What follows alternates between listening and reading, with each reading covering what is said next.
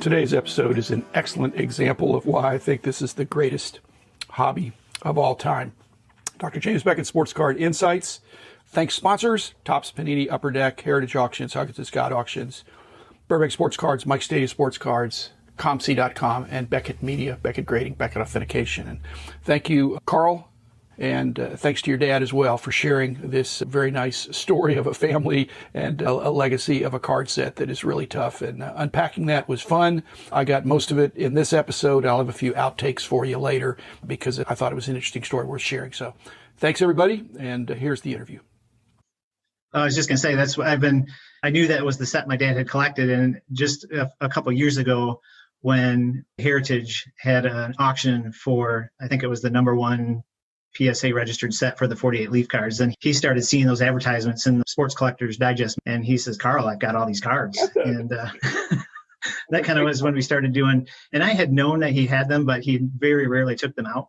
And then that started my research into the set, some interesting stories behind the set, and even some unanswered questions I think that are out there that I've heard different things on. Why the skip numbered set, the short print versus the more commons, how are those distributed?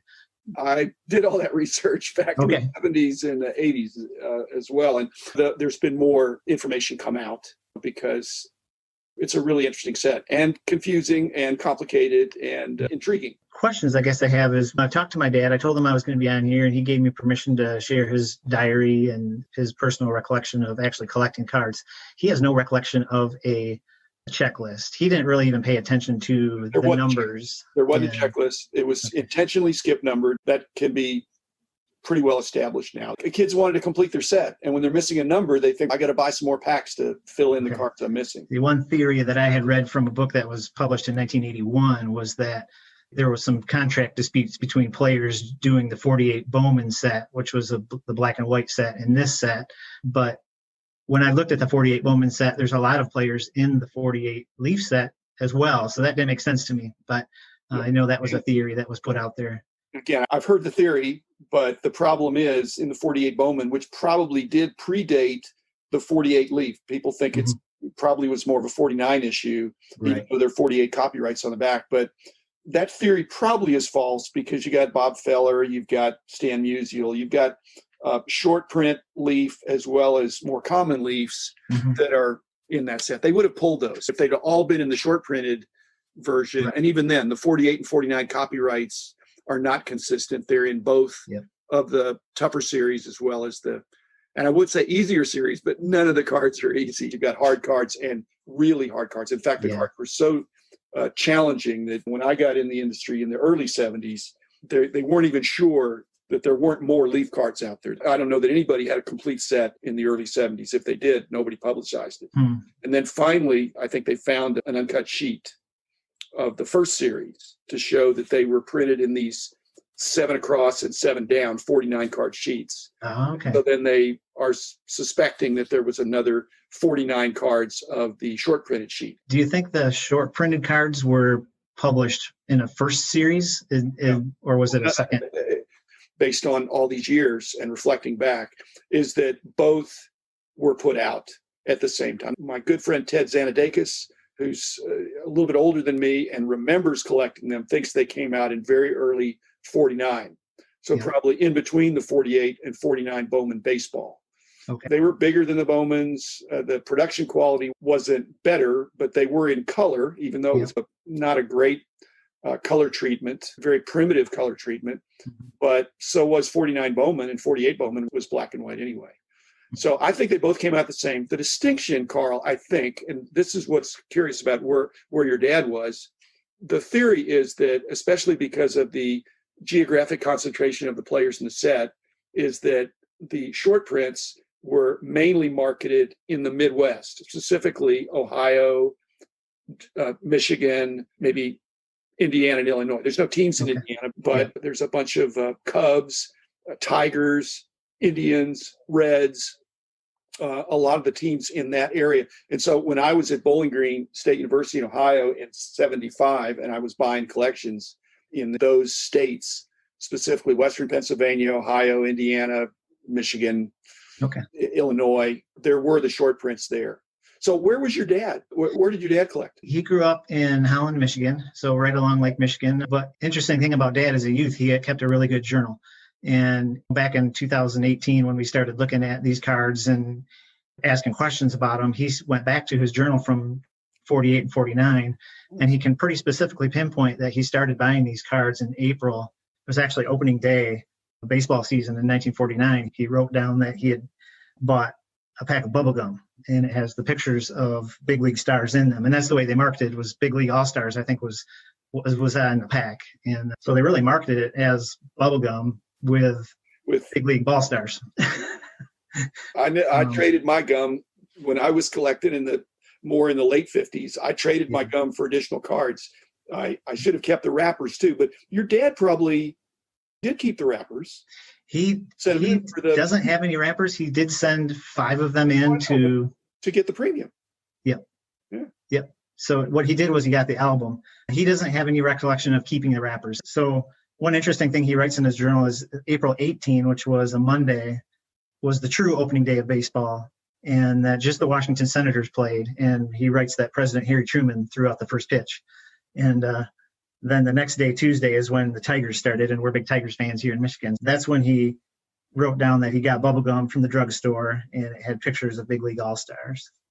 But all of these cards, all of his were the regular print, not the short. They were all the commons. He actually, when we looked at through, they're not common. No, the Series 1 or Series 2, however you want to call it, they're not the short print series. So he actually had 50 cards, and he had all 49 of the non-short print series. He only bought them from the one drugstore here in Holland, and he bought them for probably 2 months, according to his diary. So they must have collated quite well, because he doesn't remember trading. He does have a record. He does say that I think it's the next day, April 20, he bought several packs of gum, sold the gum in school, and he kept the cards for himself. So brilliant. I said the only thing he messed up, he should have kept the wrapper, the box, any of the things.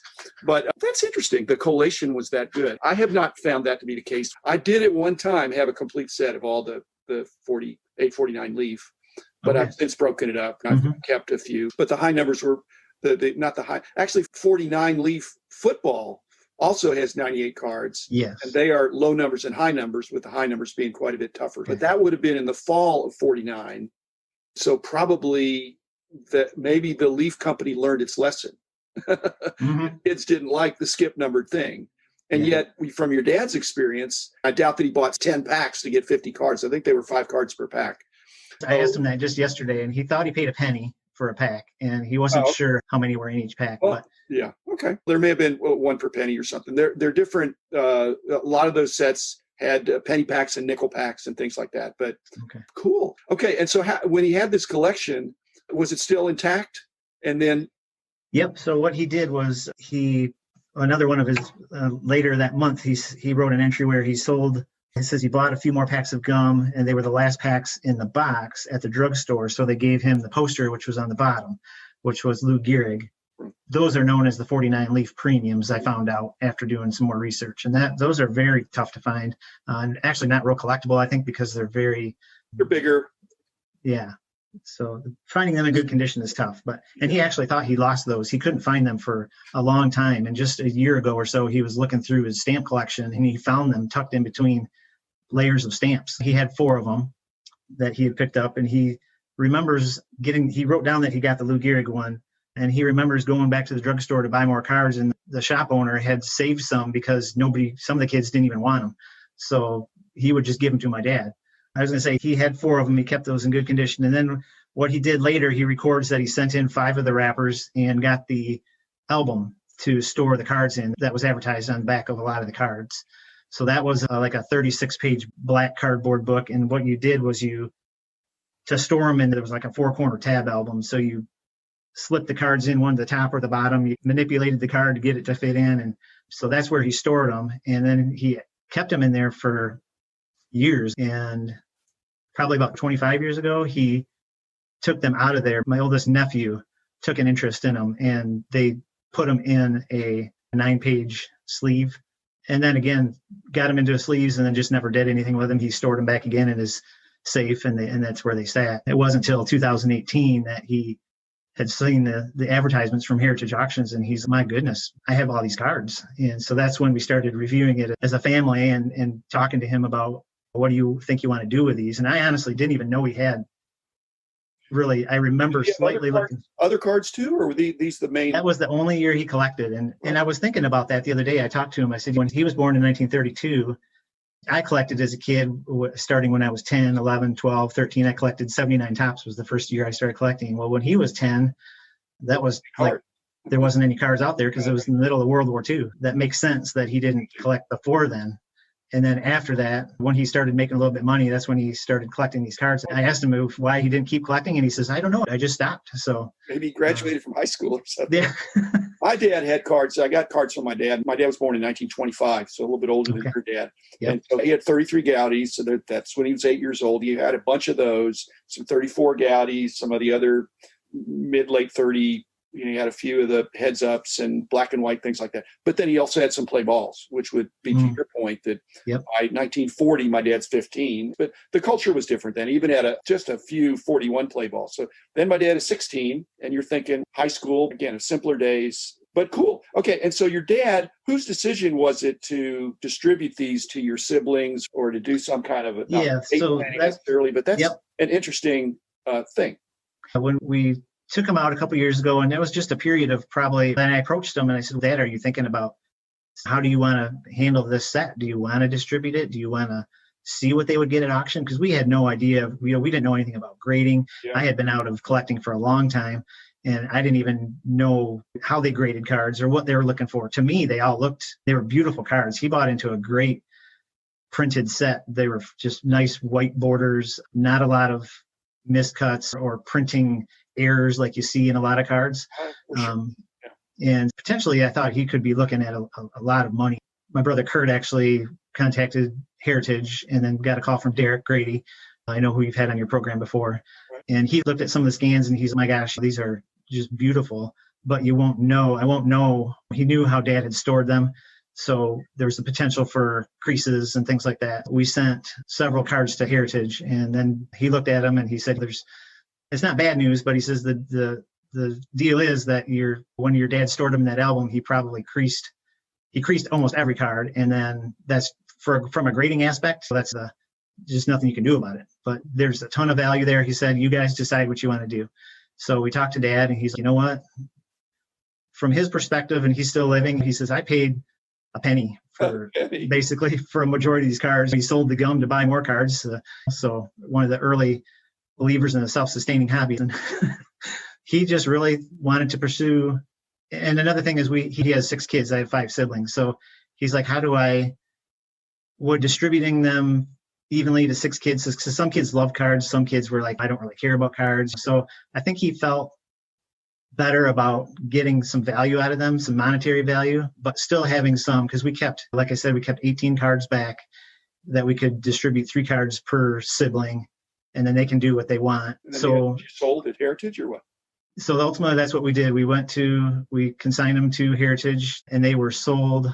They got them ready, just did a phenomenal job. The communication from Derek was great. And so they sold in December of 2019 was the first auction, and then they held a few back and sold them just this past May 2020. And Dad did really well. For him, it was closure. He started collecting, and then he was able to see the cards find a different home, and he was fine with that, and we were fine with that. We talked about it as a family and just said, was this? And then that's where, because I had told you one of my episodes that was your favorite was on mortality with John Newman, and we talked about that. What's the legacy you leave? And he's always been about giving and treating your neighbors yourself. And for him to be able to use some of this newfound money, really, he wasn't ever had no idea that these cards were even worth that type of money. He got a nice check and he gave a little bit to us, and he has been given to his charities, and he's got a great story to tell.